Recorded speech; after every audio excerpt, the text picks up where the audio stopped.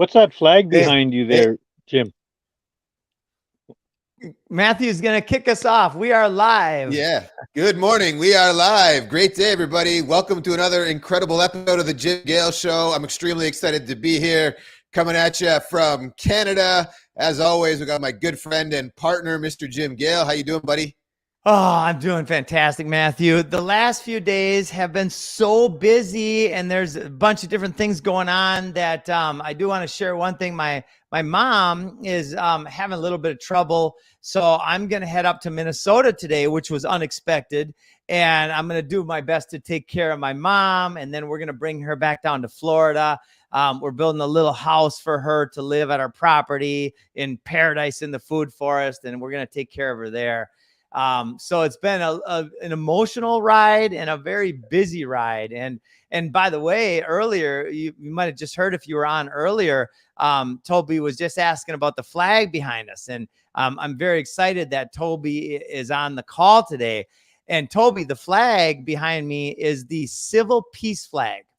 There are 3 recognized flags in the United States. One is the war flag, which we all recognize as the common flag. One is the flag with the yellow trim, and that's the captured flag, which is what we should probably be flying at the moment. And then the flag behind me represents peace. It's the civil peace flag. That's very cool. I have a friend of mine just gave me a few months ago a Civil War flag. I should pull it out, like an original one. And I don't know which one it is. That it rings a bell. That yellow trim you're talking about. Maybe that's the one. Yes. So Toby, tell us a little bit about yourself so our audience can get to know you. Okay. Well, well, I was a CMA for which is a certified management accountant. I don't think they even use that title anymore. But since 1992, and I worked for a number of First Nations organizations and other people, but usually working for the First Nations organizations, I either got fired for very, very soon for poking my nose into places where they didn't want my nose, and then I got really discouraged with that. So I got into a friend of mine was dying, and he's passionate about monolithic domes, which is a concept that was invented in Texas in the early 70s, I think it was. And I spent 4 years doing that, promoting monolithic dome hockey arenas, and we almost closed 2, which would be the first ones in the world, and but both of them got derailed, and so I was just so tired of being broke that I went to the Arctic, took a job in the Arctic, and as a Hamlet, they call them senior administrative officer, like the Hamlet manager, and I got fired from there after about 6 months, just before I was I was really excited. I had just written it was just after my birthday. I had just written a 16-page vision that I was going to present to the council, and for making the Hamlet financially self-sustainable, and then almost all the councillors were away on a funeral, and the ones that were left called an emergency council meeting and had me fired, and I didn't really ever find out why, but I just called the Pastor Paul Hanthorne, who was one of the councillors at the time, a few weeks ago, and he said, "Oh, in case you didn't know," he said, "just after you left, there was a group of people, including the finance manager, who were charged with embezzling $1 million from their capital budget. So that's why I was fired. They didn't want an accountant poking around in their plan, I guess." Yep. So I just been really frustrated and frustrated with men in control of money and power, the patriarchal system. And so I'm passionate about the clan mothers. Actually, that's a whole new, different subject.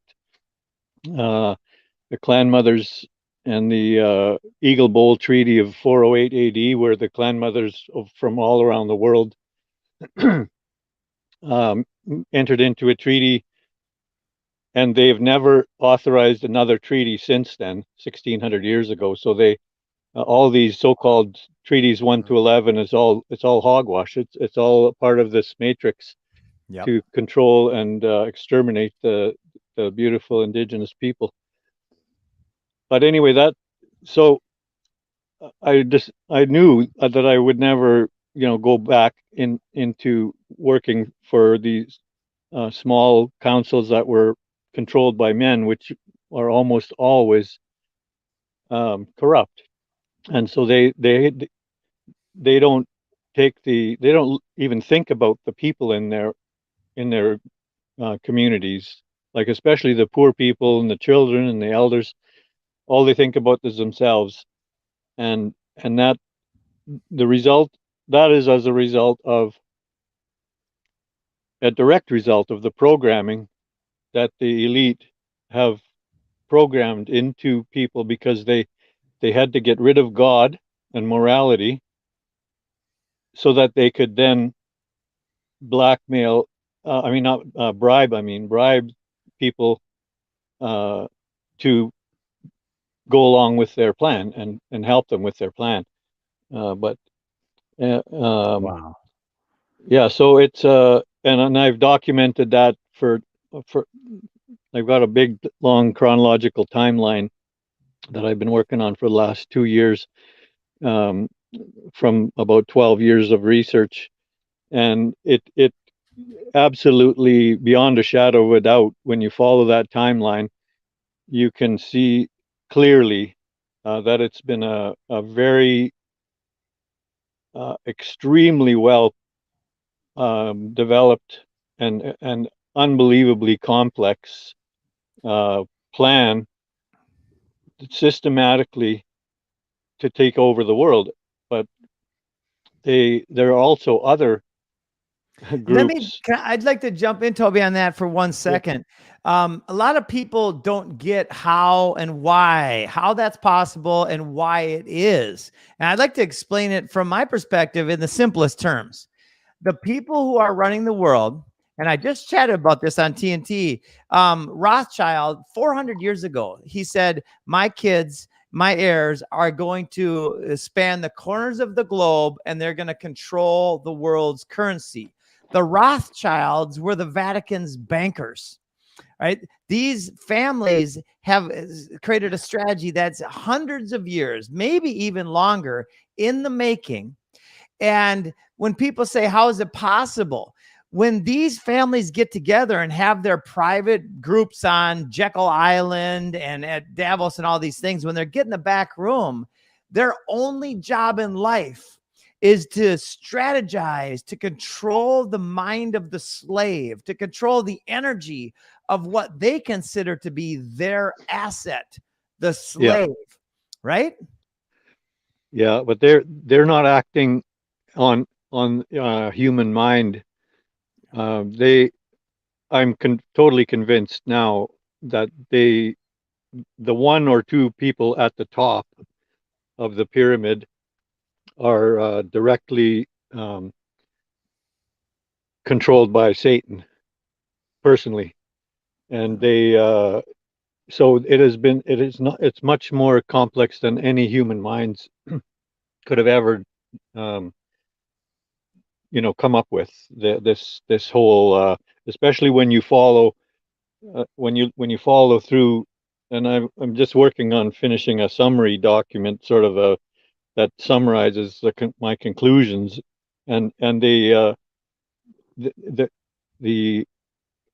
multifaceted plan and multi-decade, like especially over the last 150 years, extremely, like, such a brilliant plan to gain control of especially the currency, which, like you say, the Rothschilds actually are part of the Khazarian mafia, which a lot of people are hearing about, but I don't know if many people are aware of why it's called the Khazarian Mafia. And actually, I just added that part yesterday to my summary document. It originated way back in 3,000 years ago, or 3,000 BC even, and they actually they were mortal enemies of the Jews, even though anyway they settled in Khazaria, which is Ukraine and southern Russia, and they so that if anybody is interested in why they're called the Khazarian Mafia, email me and I'll send you this summary document. Can you give us a summary on why? Yeah, well, they settled in this Khazaria region, and for hundreds or for a couple of thousand years, they were raping and pillaging, and they were really smart. They got into banking, and they were really evil. They were Luciferian worshippers, Baal worshippers, and they sacrificed their children to idols. I mean, to fire, and they ate their kids and stuff like that.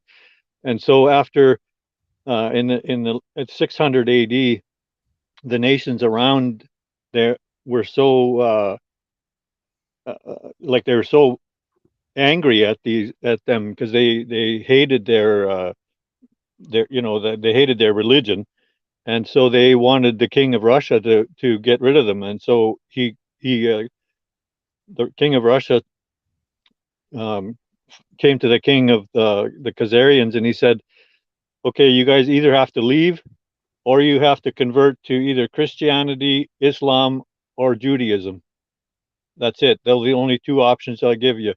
And so they said, okay, we'll convert to Judaism.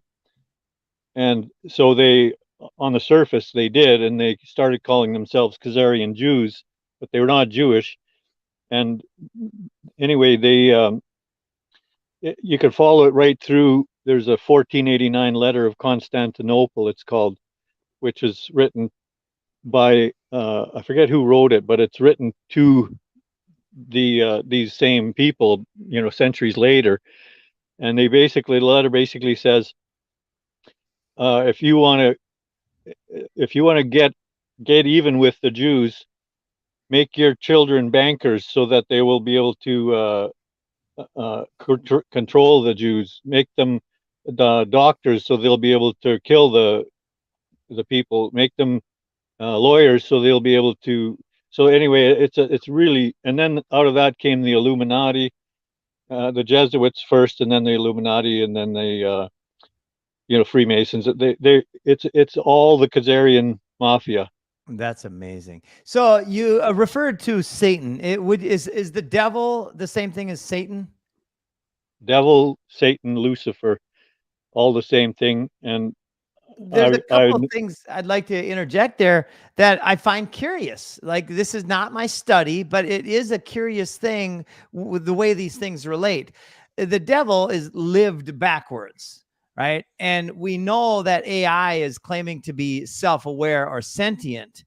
And there's something to that, I think, how, the devil lived, AI never lived. And I feel like there's a reason that is like it is. And maybe this is our game in the omnipotence and omnipresence of God, which means we are God. If God is omnipotent and omnipresent, which I think that's true, then maybe this is our game to play. Does that make any sense?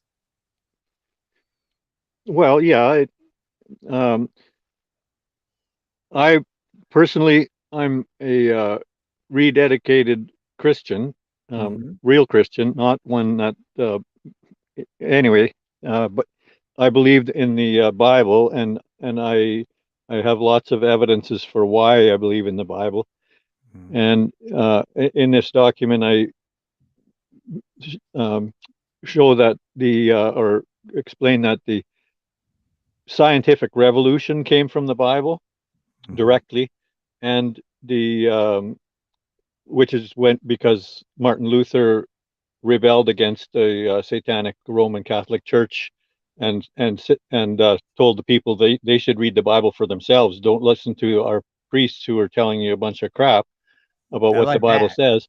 Yeah. And so anyway, in the Bible, it clearly says that Lucifer was the most powerful, most beautiful angel. His name means light bearer, and he thought he was powerful enough to to rebel again, to basically do a mutiny and take over. And so that was pretty stupid, but Like he got take kicked over out of from heaven. God? Is that what you mean? Yes. And so he got thrown out of heaven to earth, and he was given dominion over the earth. This is all according to the scriptures. And so often in the Bible, he's referred to as the God of this world. And so the Roman Catholic Church, well, these Khazarians in the first millennium after Christ saw the Roman Catholic Church as the perfect weapon, the perfect way that they could, uh, basically gain control of the world. And so I'm convinced that they pledged allegiance to Lucifer, who is the god of this world, and under Lucifer's authority, they say it's under God's authority, but it doesn't matter if it's under Lucifer's or under God's. They in 1302, Boniface VIII, who bought the papacy for 7,000 gold florians, which is like a $1.4 million today in today's money. He bought the papacy, and I'm sure he was a Khazarian, and he basically 6 years later decreed the papal bull Unum Sanctum, where he claimed authority over all lands, flesh, and souls of the earth. And on that foundation of the Unum Sanctum is where the entire legal system was built. That was the first testamentary trust, and all of the land and resources and people of the earth are the assets in that testamentary trust. That makes sense. And the legal is the undoing of God's law. Yeah, and one other really interesting thing that I've never heard anybody talk about is they call their legal system corpus juris secundum, second body of law. Now, that can only be, in my mind, because corpus juris primus would be the first body of law, which would be the Creator's law. Yep. And so if all we need to do is to come up with a good, systematic, practical way of stepping into that first body of law, which we all kind of know as natural law and common law. Yeah. But it supersedes their jurisdiction. Yeah. Yep. I love that. It makes complete sense to me over what I've studied over the past couple of years. So Toby, you worked as a certified management accountant for 32 years, and you call yourself, your words, not mine, a trained monkey for the criminal banking cartel. So what I'm wondering is, what did you discover in this 32 years? You said you had twice been removed from positions for poking your nose around from a numbers perspective and getting close to figuring things out. But eventually, clearly, you have figured some things out. You took a 12-year sabbatical to really dive in and do research. What really cracked this open for you and brought you down this path to really start looking at things from a different lens? It's a 2009 documentary that Mike Maloney made called Why Gold and Silver. I was researching for a macroeconomics course that I was teaching in Inuvik, and I happened across that, and I basically, in an hour and 20 minutes, realized that I didn't have a foggiest clue about macroeconomics, even though this is like the third or fourth time I was teaching it at a college level, and also no idea about how the financial system works, how money is created. Accountants are like lawyers and doctors, and now most scientists.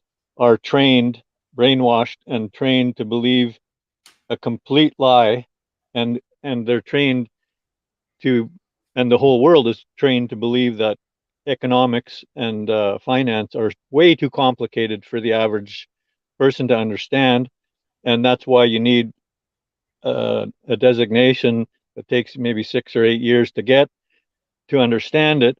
And then those people that have those designations have no idea that they're being used as a smokescreen and basically a tool for the bankers to rape the people. That's basically what the entire financial profession is. And so, yeah, so that why gold and silver is what basically started me down the rabbit hole. I'd been researching from about 2007 when my brother, who was like a hunter, bearded hunter guy in the bush, and not into anything to do with politics or anything. I was in Sanakilawak on the Belcher Islands in Hudson's Bay, doing an accounting contract for the town of Sanakilawak, and I was talking to my brother, and he said, Toby, you gotta see this Loose Change second edition. Watch that. Oh, yeah. And I did. It was about 9/11, Yes. and that blew my. So I mean, I was already, looking, doing, realizing that things weren't the way that I was being told they were. But from 2011 on, after seeing that documentary about gold and silver, particularly silver, um, I just got so disillusioned with with my entire career being exposed as as a corrupted, unknowingly, but still being corrupted as a tool. I was a tool of the Rothschilds to steal money from Canadians, and that just pissed me off and didn't sit well with me at all. So yeah. Anyway, that's kind of how I got into the entrance of the rabbit hole. So, Toby, this is fascinating, and I love learning this stuff because everything you're saying fits. There's one thing you mentioned earlier about Christ, and I'd like to. I've been exploring this through meditation quite a bit. The TV shows focus on Jesus, and then which is the man, and then the Christ is the consciousness, right? Have you heard the Christ consciousness? I have. I don't. I don't subscribe to that entire field, but I have heard of it. I kind of know what it means. Okay. I'm curious about it because I think there's half truths in Always. everything. And Yeah. when we look back at, as you alluded to, with the Rothschilds being the Vatican bankers, and with Jesus himself in the historical records fighting against the papacy of the day, right? The religious leaders. Can you share your thoughts on that? Yeah, absolutely. It's been religion. Religion has probably been the main tool that has been used against humanity right through from way ancient Egypt and Babylon and the Aztecs and the Mayans. It was all the gods are these angry, vicious, deities, and all they want is they need sacrifice of human blood, or they're going to come and make it lightning and thunder, and so they used the Fear. fear, and they used religion to instill that fear and to give themselves the power. And in a yes, and but that religion in the scriptures, black and white, on I believe it's in James, true religion is this: feeding the hungry, helping with the widows and the orphans. That's religion. And over and over, Jesus said, if you want to be the greatest among men, be the greatest servant. And that's the opposite of patriarchy. That is fantastic. I couldn't agree more. Like that, it just makes it so logical because our world is based in abundance. It's not based in scarcity. Scarcity is completely contrived. Yeah. Oil scarcity and every other kind of scarcity is a complete made up lie in order to control the people. Oh, I absolutely am so glad we're talking about this. This is something we've never talked about on our shows. So the Christ consciousness. Did Jesus say, "Ye are gods"? No. He didn't. Did he say anything like that? We're created in God's image, so we are like gods. Yeah. I mean, we're basically created with God as a I guess as a template or whatever you want.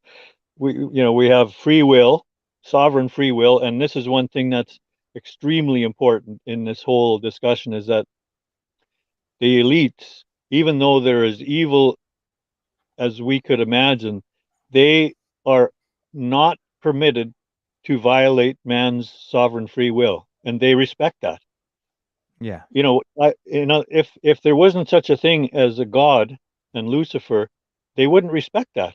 They would just say, "Screw you! We'll just wipe out people we don't want." No, they're not allowed to, and that was because Lucifer, the only constraint that he was given when he was thrown to earth is that he must respect the free will of man. He cannot force himself on man, and neither does God. God respects our free will as well. So God will never force himself on anyone either. So that's been the elite's biggest challenge, is how to design this matrix in such a way that the people consent at every step. They have to gain our consent. And as soon as we withdraw our consent, especially on a large scale, on a global, like what your show is doing, that's their biggest fear. Yeah. Because they cannot violate our consent, our free will. Okay, so a question regarding that. Have you heard the term faith and courage is the armor of God? I don't know if I've heard it in those terms, but faith and courage are definitely what we need. Yeah, right. Yeah, I think there's something literally real about that. And I think you just said it in different words, is when we withdraw our consent to be governed, to be slaves, there's something infinitely powerful about that. Well, it says in the Bible, if you have the faith of a grain of mustard seed, you will say to this mountain, move into the sea, and it will move into the sea. Yes. I love that. If you have faith of a mustard seed. So which is the smallest seed. Right. So, and then here's the thing that I've been meditating on is how, right? Because there's one thing to say that, and then people will say, okay, that sounds great, Bingo. but how, right? Bingo. It comes from knowledge. Yes. The more knowledge you gain, the strong your faith becomes. And that's why we have to first unlearn all of this brainwashing and relearn the real truth. You can't have faith if you don't know anything, or if you're scared. Right. Then faith is just a word. Faith is described in the Bible as the evidence of things unseen. So it's a tangible thing. It's evidence in what you can't see, but you know. Yeah. And you have to know it in order to have faith in it. Yep. And then there's the fear, the false evidence appearing real. Yes. Yeah, and that's what they're using. They're using to coerce and manipulate. I mean, they're allowed to trick us. Satan is called the great deceiver. They're allowed to fool us and trick us, which is deceive us, but they're not allowed to violate our free will. And so that's why your show is so important, because spreading truth is the only way to, for people to wake up and realize they have to unlearn all this brainwashing. We don't have any idea how deep this brainwashing goes and how long it's been. It's staggering. I've got about a page and a half of quotations from a book that Charlotte Iserbyt wrote, called "The Dumbing Down of America: The Scientific Destruction of the American Mind," and she goes right through from not Hegel, yeah, Hegel, and Hess, the German philosophers in the 1800s, how the Carnegies and the Rockefellers brought these people that were trained by these German philosophers over here to systematically change the school, well, bring in forced schooling first of all, and then I just put a quote in I didn't have a time to put it in these slides, but it's uh, Lenin says, "Give me 4 years to teach a child, to train a child, and the seeds that I've sown will never leave that child. 4 years only." And they've got our kids for 12 years, and then another however many in university. So that is and it's extremely well structured and planned. It's the top, I mean, the best knowledge they had at their disposal on how to change the They children's teach mind. Newtonian physics and Darwinism and all of these platforms that are all meant to say that we live in a material world and there's nothing else. And that we are, yeah. Start looking at the World Economic Forum has a partnership now with 28 of the top universities and have established like presidents inside of each of these universities that are now, again, permeating that same messaging around the transgender and the other, all the things that we're seeing really start to destroy the family unit and create confusion amongst the population. This same group of, the World Economic Forum, which the 2,600 of the most successful companies and news and politics and government and all that stuff get together and infiltrate governments. They've also done the same thing with the education system, which is why we're seeing a lot of these same issues happening in many, many countries at the exact same time. Yeah, it's all on a script. Yeah, you know about that Building 7, right? The BBC reporting that Building 7, they're reading the script that Building 7 had just collapsed into its own footprint and was still standing behind the guy in the picture. And oops, he read the wrong script. So it's all scripted. Yeah, no, it's just staggering. But they started this, that what you're talking about in the early 1800s by capturing universities. G. Edward Griffin brings this out brilliantly in his Cancer, the Forbidden Cures. It's not his documentary, but he's quoted in there as basically saying the early 1900s, the Rockefellers and Carnegies realized that they could make a lot of money in medicine. And so they went to all the top medical universities and they said, we would like to give you large grants to, build another wing onto your university or whatever. And if you don't mind, we would like to put a couple of our people on your board of directors. And of course, these universities, of course, Rockefeller, and yeah. So within 20 years, they had completely thrown out all accumulated knowledge about health from way ancient Chinese knowledge, Hippocrates, all of the accumulated thousands of years of knowledge about health. They just threw in the garbage, and they said, "Okay, we're going to change it. Now it's going to be pharmaceutical treatment of symptoms. That's it." And so they captured the medical universities, but at the same, about 100 years earlier, they captured the Christian universities like Harvard, Princeton, which had been founded by on the principle. These were passionate, godly men who founded these universities because they realized that the people needed to be educated. Yeah. And so they first corrupted those universities in the same way. And then they corrupted all of the science programs in it, like all the top science universities. And now it's just the WEF has just gotten in the driver's seat. They've already been controlled for decades and decades, all these universities. Yeah, it's the Global University Leaders Forum. Is it? And there's Yeah. 29 members, chaired by Susan Fortier.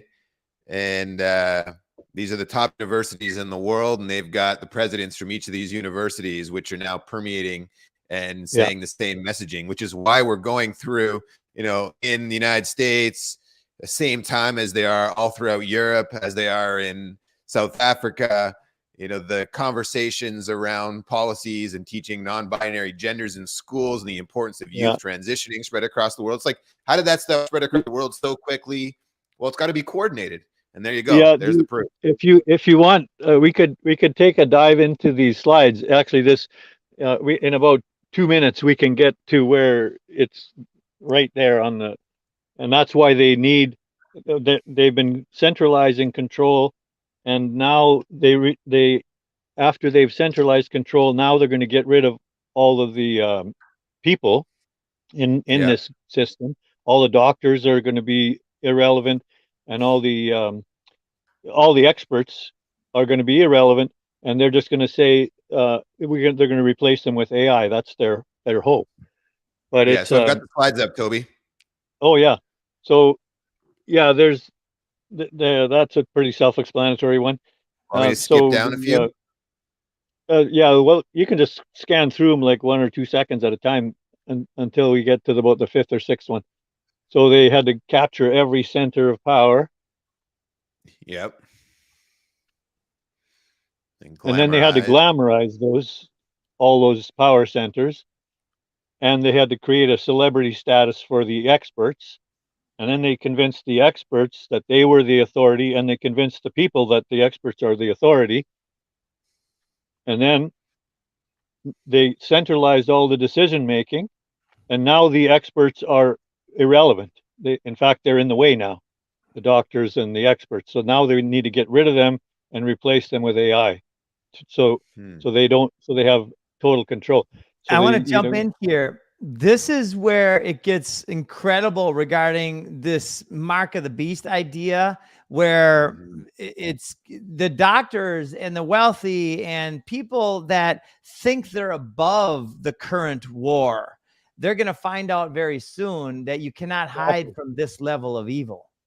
Yes. No, they're going to become expendable themselves. They're going to become useless eaters too. It's only the very top of the invisible people. Those are the only ones that are really in control. Everyone who thinks they're an authority. It's they. Everyone. It's they. It's not the ones, the names we know. It's not them. No. We don't know. It's those families that you don't hear anything about. It's the ones we refer to as they. Yes. Yeah, and that G. Edward Griffin has a brilliant documentary or a lecture on YouTube called the Quigley Formula, which is about the brilliant plan of Cecil Rhodes. In 5 very elaborate wills, he created the Rhodes Scholarship as a recruiting tool for this.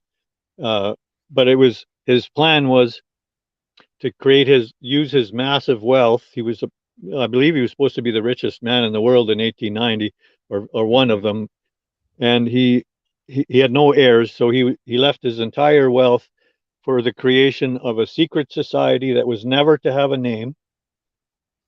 And he based the structure on the Jesuit structure, which is, he calls it rings within rings within rings.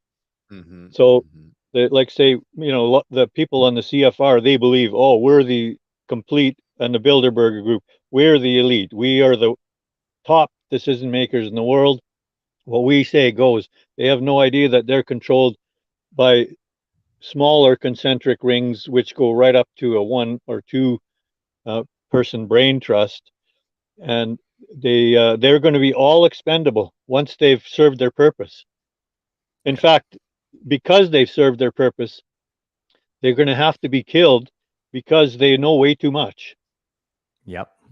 So the people that think they're the bosses now are deluded. They're the ones that are going to be the first to be replaced and taken out, because they have the most knowledge to expose. I want to put an exclamation point here for those who are in the know about what's going on, this evil. Yes. It's time right now to repent and to do everything in your power to reverse the damage that you've done. Do you agree? Yes, absolutely. Yep. And Cliff High, It's time to contact James O'Keefe Media Group. Come with your Cliff Wisconsin High, story. He'll get that out.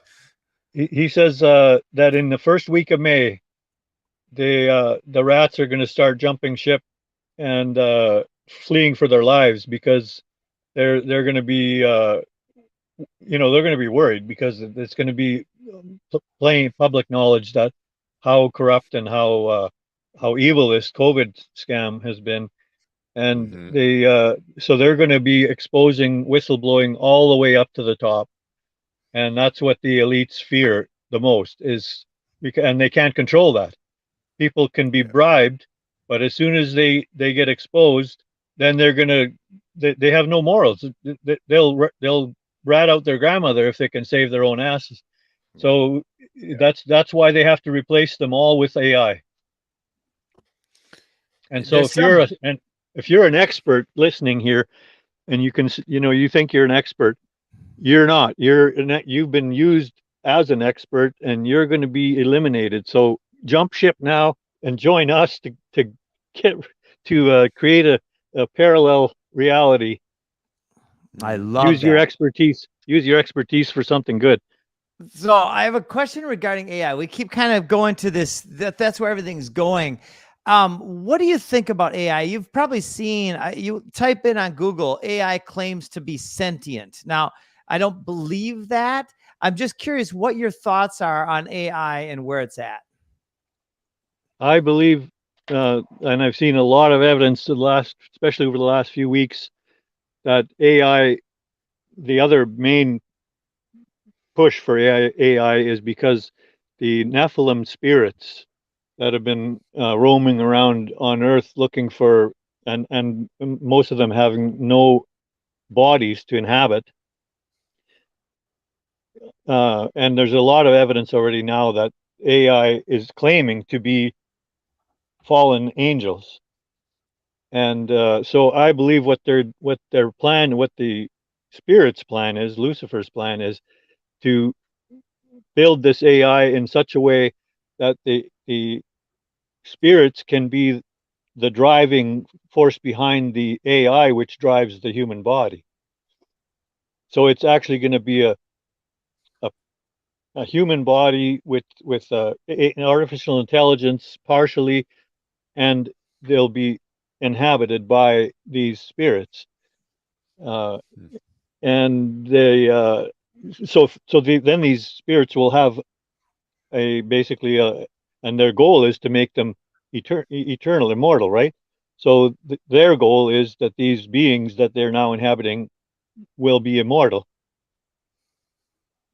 Very interesting. I was looking up the other day. I've been aware of BlackRock and how it's been sucking the energy out of humanity for a long time, and the computer named Aladdin. So the other day I had this idea. Where did the name Aladdin come from? So I typed it into Google. Where did the name Aladdin come from? And Sherlock Holmes' book came up. You know what the name of the book was? No. The Devil's Daughter.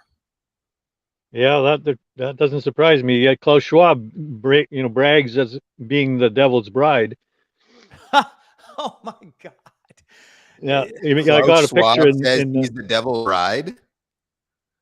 The Devil's Bride. Yeah, he goes. I've got a picture on in both of my other documents here of him strutting as proud as a peacock, bare naked, except for a little sort of a silky thing around his, you know what, and then this sort of a frilly outfit, but it's just sickening. And it's basically, hi, I'm Klaus Schwab. I'm the devil's bride, and I'm warning you about a cyber attack, worldwide cyber attack.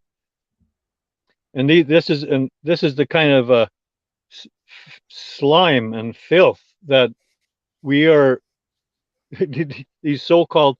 And there's a reason why we have such morons in government right now. Trudeau, Pedo Biden, and all these. I mean, these guys are so stupid, and they're being put in there intentionally to get people to revolt against their government, and then they'll say, well, we need real government, so the UN will come in and say, aha, we have just the solution for you. That's all a big game, and that's why they're using the stupidest politicians they can find right now. Yep. Well, and it just shows you how little they think of the population, because just as an example, look, they don't. Chinese spy balloons coming in to the most sophisticated air defense system in the world just all of a sudden appeared over Montana.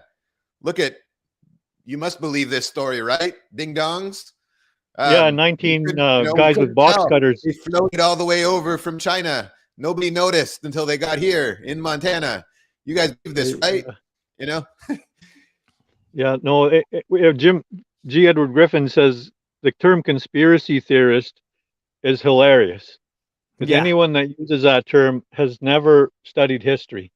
Yeah. Because if you do any study in history, you'll realize that every major event in history is the result of a conspiracy. And so it, 9/11, give me a break. 16 guys with box cutters, or 19 or whatever they are, taking down for the first time in human history. I mean, these buildings that were 6 weeks before the so-called attacks, insured against airline hitting them, and against it's so ludicrous, but it's not ludicrous. It shows how gullible they've made us, that they can tell us anything and we'll believe it. Yep. Oh yeah.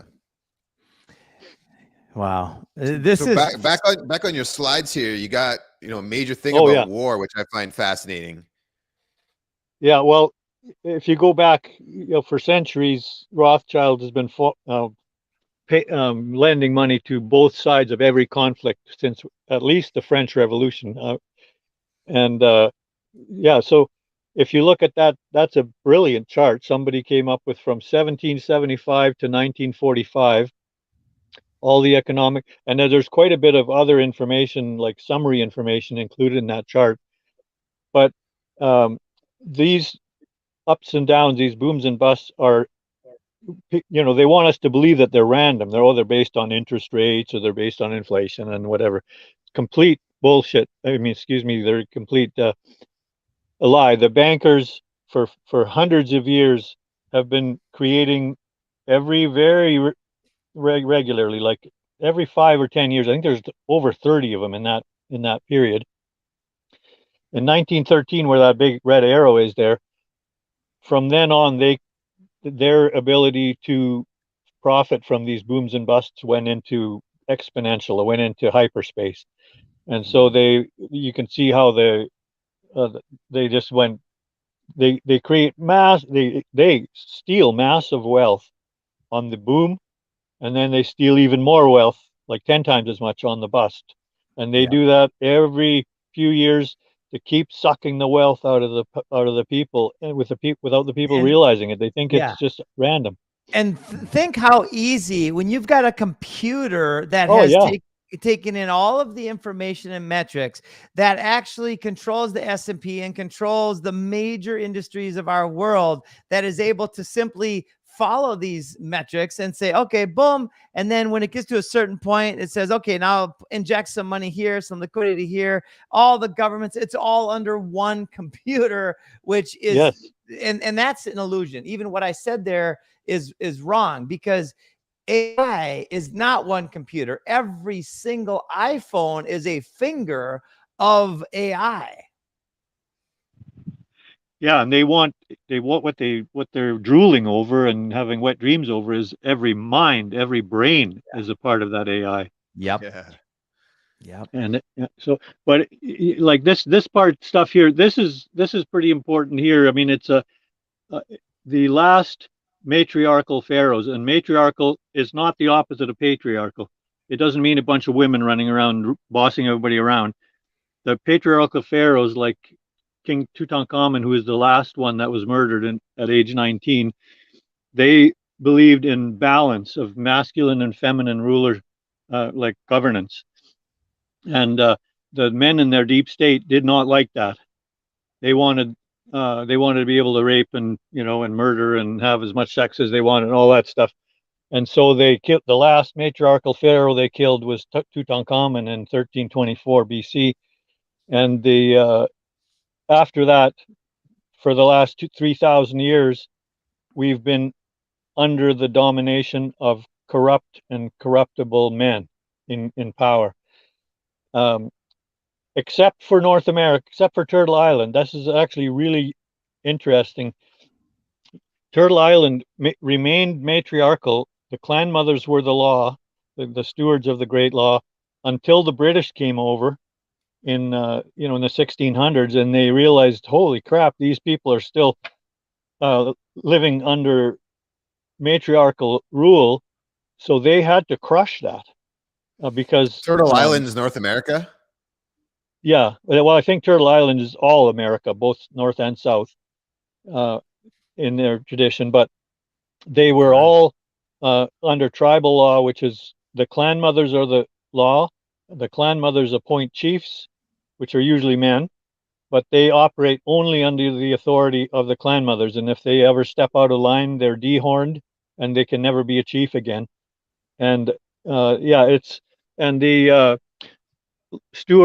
Longhouse Stuart Mayo is a brilliant Mohawk around Montreal, Mohawk chief of the Wolf clan, and he has an extremely he's just a brilliant leader, but he says he's under the authority of a clan mother.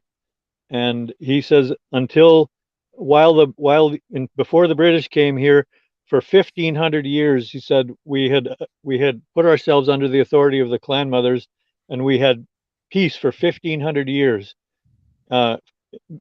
We went from 5 tribal groups basically killing each other to living in harmony for 1,500 years until the British came in. Well, the Romans came in. They were now called British. Well, they were at that time, and they used what they call the fifth column. It's an ancient Roman military tactic where when they wanted to go into a territory, they would capture the children, take them back to Rome, educate them in Roman schools, and then send them home. And then a few years later, when they came into, to invade, they didn't have to fire a shot because all the leaders were already Romans. And that's what they did with the residential school system. They took all the children out of these strong cultural, familial power. They ripped them out of there at gunpoint and brainwashed them into this patriarchal philosophy, and if they couldn't break him, they just killed him. And then the ones that went back are now our chiefs and councils in the Indian Act system, elected chiefs and councils. And Stuart Mayo comes right out and says, if anyone now that's in the elected band council system, they are not Indian, they're traitors, they're Romans, and even if they speak the language and even if they look like Indians, they are not Indians. The residential school system was designed to take the Indian out of the child and replace it with patriarchal philosophy, which is greed, power, stepping on everybody to get ahead. Materialism. Yeah. Yeah. instead of but spiritualism. that was the rest of the world lived under that for 3,000 years before we were, before the native people here were um, corrupted by it. So they That- lived Wow. the rest of that whole 3,000 years. They were living in peace here, while the Roman Catholic Church and the Rothschilds were raping and pillaging and stealing from everybody in Europe and the rest of the world. Wow. Toby, we got to start wrapping up here, but there's definitely one thing I want to go through before we end the show. And Oh, that I yes. think is really important is the bailins. I think that's something people need to know about. Can you quickly explain what the bailins are and why you're highly recommending people get their money out of their bank? Oh man, it's scary. I realized recently that that's the reason they implemented this bail-in program is, I mean, they've been for years and decades, and they've been getting bailed out. They intentionally get themselves into a position where they're going to collapse or where they're going to crash, and then they force the government to bail them out with taxpayers' money. So that's been going really well for them. But after the 2008 crash, the elites figured, okay, this now is the last time we're going to use bailouts, or we're going to rely on bailouts, because we want to steal everyone's wealth now, not just the investors that are left on the hook after these banking collapses. So now in 2014 they rolled this out, that when the banks get into trouble again, which is obvious now, they have the ability. One mouse click at the Federal Reserve will instantly scoop every deposit from every commercial bank out of their account. Shoop, gone.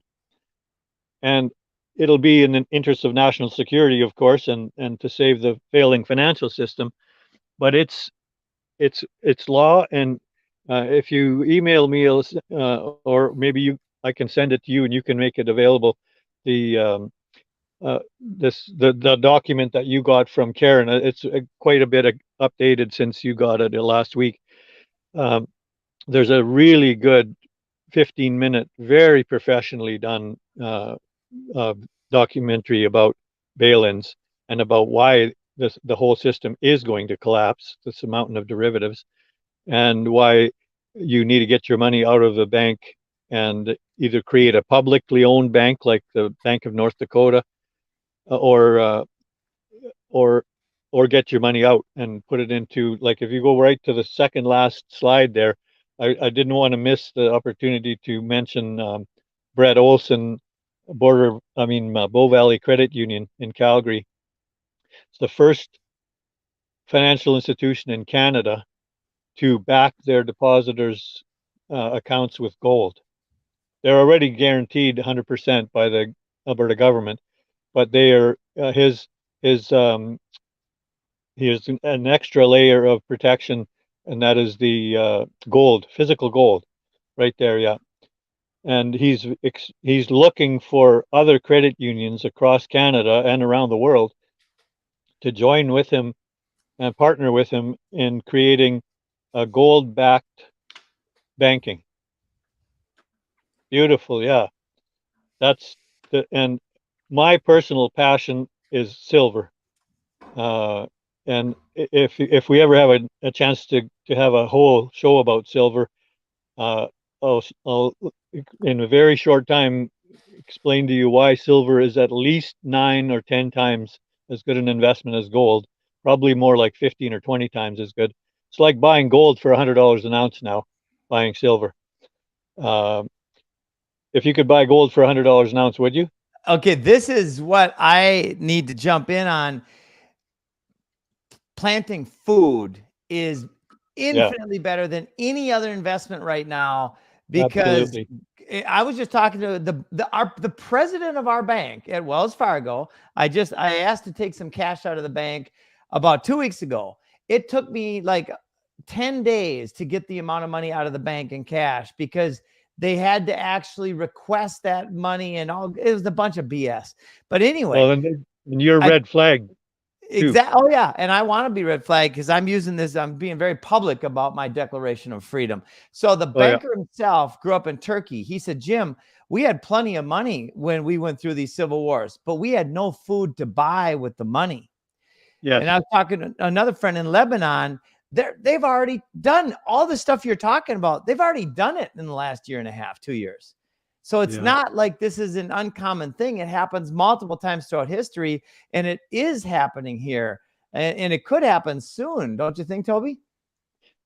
Well, it could happen with the click of one mouse. When they think it's the right time, they can click one mouse and everyone's deposits will be scooped out of their account. And I totally agree. I think it's absolutely no brainer that food and food production and basic necessities are way more important than silver or gold.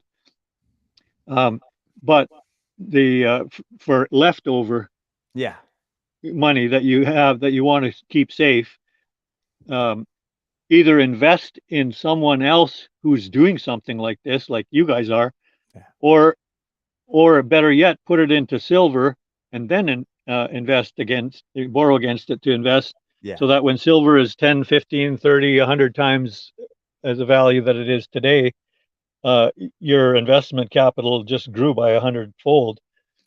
And everything else in the world has gone to 5% of its price. So you'll be able to buy like hundreds of times the stuff that you'd be able to buy now with cash. Yeah. And there's another way to look at it, which you're very aware of, is fiat's going to nothing. Yes. So we can't compare any of these assets to fiat. When somebody comes at me with an ounce of silver and I have a basket full of food, that will be a very, that'll be a similar exchange, right? It's value for value. It's real tangible value.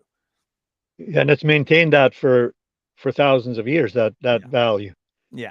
Both food and silver and gold. There's this brilliant video on this guy went around in the States with a 1 ounce silver, a gold eagle in one hand and a $20 bill in the other hand. And he walked up to people on camera and he asked them, you can have either one of these. Which one would you like? And they all took the $20 bill. And then so he said, well, this is retarded. So he dropped it to $10. And they still kept taking the $10 bill. And he dropped it to $5. And the one girl said, well, at least I can get a beer with the $5. What am I going to do with that gold coin? People have totally lost connection with value, with real value. Where Gresham's law applies is people who are aware of the increasing value relative to fiat of gold and silver will always choose the gold or silver because they're awake to what that means. Yeah, and that awakening is what's going to drive the value of silver to the moon soon. And gold to a lesser degree, both. They're both extremely valuable. But you have to hold them in your own hand, in your own possession. Don't leave them in a bank vault. Don't leave them in your safety deposit box because that belongs to the bank. Don't let some other company store them in their vaults, because then you have that counterparty risk that number one, there has to be electricity, power grid has to be working. There have to be an internet working, and the company has to be in business. The shipping company has to. If you ever need it, you want it in your hand. If you don't hold it, you don't own it. That's the saying in the gold silver community. I love it. Wow, Toby, I would love to chat with you offline about some topics, especially around the idea of consciousness and what Jesus meant and the different things within the Bible, because I'm starting to really pay attention now. I went to Catholic high school, but I never paid any attention during any of those classes because I did the same thing. Right. And I also recognize why, because something inside me said, this is a bunch of BS, because I recognize the half truth. The idea, when I was told by somebody who was meant to be a professional, that the people in China, the kids in China who grew up and have never heard of Christianity are going to be in purgatory or hell, I said, bullshit. If the God of our world is that wicked, that would happen, then that doesn't feel good, which is what a lot of people experience. So I want to I want to dive into this topic from a very logical and loving perspective and just ask questions. Say, Yeah. what is this all about? And how do we relate this to our lives and what's going on right now? And then explore together with the fundamental knowing that peace and love and service and joy and abundance are what we are meant to live. Absolutely. That's what Jesus said. I have come to give you life and to give you that more abundantly. Wow. Ah, That's thank you so much, Toby, for everything. I've got to fly literally to Minnesota to serve my mom yeah. who's having some troubles. My heart goes out to you. My prayers will be with you. I'm going to pursue the whole experience with love, not sadness or fear, because Yeah. I don't believe in death anyway. It's just a transition. So, and not that she's dying. She's not, she's going to live, I believe, a little bit longer, maybe a lot longer, but I'm just going to really enter this phase, this experience, just with extra love, Yeah. and anyway, I just want to share that because a lot of people And are going through that compassion. right now.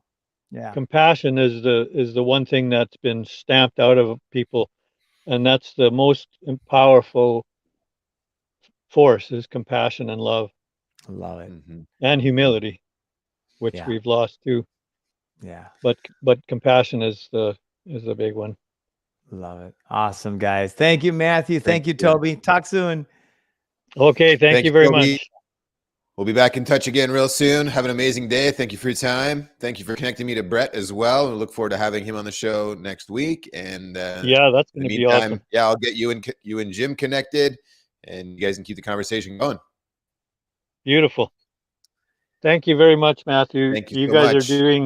you guys are doing more for truth than anyone else, because without you guys doing this kind of a show, nobody finds out, nobody learns about them.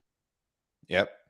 And we will It's continue to do so. brilliant. That's our Brilliant. 100% intention. We will continue to get the message out as best we can to as many people as we can, and hopefully it resonates and gets shared.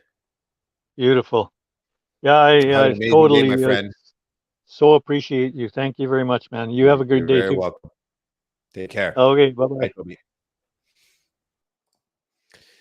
Well, thank you, everybody. We hope you enjoyed the show today. Got into deep conversations there with Toby. Obviously, the rabbit hole is very deep.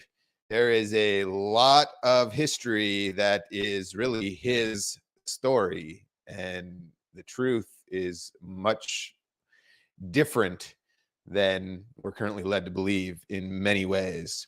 So I suggest that you start asking better questions, get your mind open, ask questions, go digging in different directions. Don't trust the answer that you get. But I think you will quickly determine that many of the things you've been told are actually not true, and that there's much more to the story, and that in order to really discover it, you're not going to be told by some sort of central authority. You're going to need to find this out on your own by asking better questions and going looking yourself. As Toby talked about, these bail-ins, as the banks fail, that's a huge risk. So again, something that you definitely want to go do some of your own research on, so you get a better understanding of what he is referencing there. It is something that was passed fairly recently, where the banks could take depositors' money to keep the bank afloat when they got into trouble. Bail-ins are something I've heard about numerous times and looked into, and I have saw the paperwork as far as the laws being written, and Toby actually has some good references to that, so I've gone through that information, and that is a reality that every one of us faces. And we believe we've got these deposit insurance type of things in place. Again, these things aren't here to protect you per se. They're here to protect the interests of a certain group of people, which we often reference as they. And here is a way for them to steal wealth once again from the population, claiming to, you don't let the banks fail. I say let the banks fail. If that really, they mismanaged their dollars and got over leveraged through the fractional reserve banking system, and the derivatives that market that's out there, which is like into the quadrillions at this point, as that all begins to tumble, these things could fall very, very quickly. We could wake up one day and all of a sudden our accounts are wiped dry. So pay attention, learn about this stuff, and give yourself some solutions, because when this happens, you don't want to be caught pants down, figuratively speaking.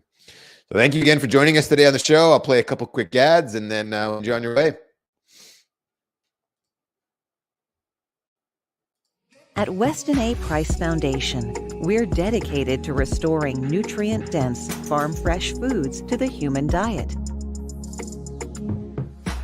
We look to ancient food and health practices for clues on how to live our healthiest, most vibrant lives today.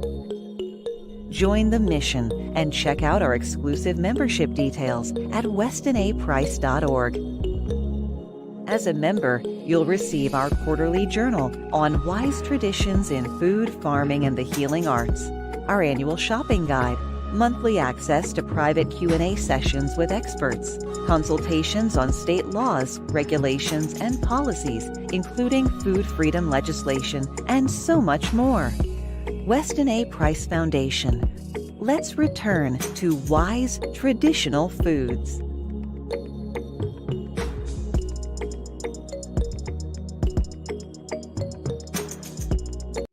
Hey, Jim Gale Show listeners, again, thank you for tuning in. We love having you here. We're so honored. And, I wanted to give you a little bit of exciting news. We've decided to offer complimentary food forest strategy sessions with a certified permaculture designer.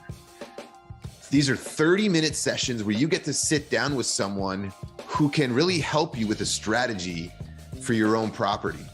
It's a great chance for you to ask some questions and learn and just really to dig into what's possible. This is 30 minutes with someone who's certified, knows all about permaculture and what's possible using this incredible science and working with nature. So head over to foodforestabundance.com and schedule your 30-minute food forest strategy session today. Again, that's foodforestabundance.com.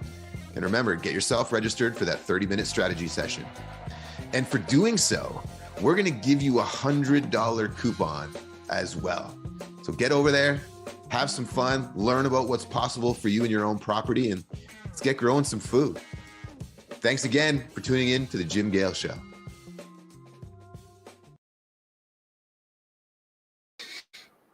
Thank you, everybody, for joining us today. We look forward to seeing y'all again soon and wish you an amazing day. If you're enjoying this content, please remember to share so we can continue to get the word out. Have an amazing day. This is officially over.